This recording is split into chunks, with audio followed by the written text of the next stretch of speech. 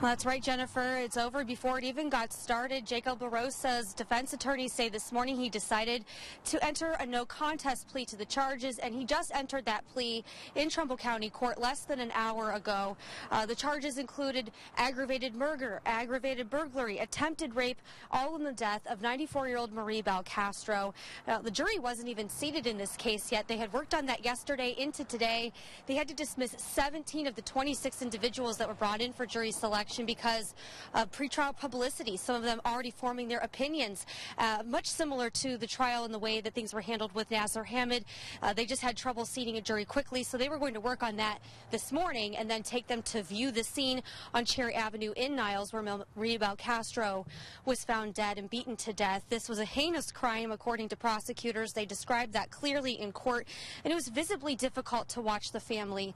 They were really having a hard time listening to the gory details of how their mother passed away. Two of her daughters were in court today. They did not want to talk on camera, but I did speak with them privately, and they said that they are just very upset right now, and they may want to talk to the public in the near future, but just not at this time.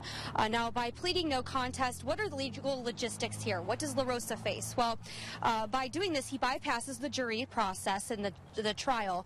Now he moves on to the sentencing phase, and he can appeal the sentence by pleading no contest. The sentence can range from a variety of levels, from serving life in prison with the chance of parole after serving 20 years. That runs all the way up to life in prison without the chance of parole. That is something that Trumbull County Prosecutor Chris Becker says he wants. He wants the stiffest punishment possible. He says LaRosa remains a danger to the public and he should be locked up for the rest of his life. So we'll find out what the judge decides here. This will be the final decision for Judge Wyatt McKay. That is coming in April. There will be a sentencing phase that takes place next on April 5th and 6th, and we will be following that here for you, of course, as well.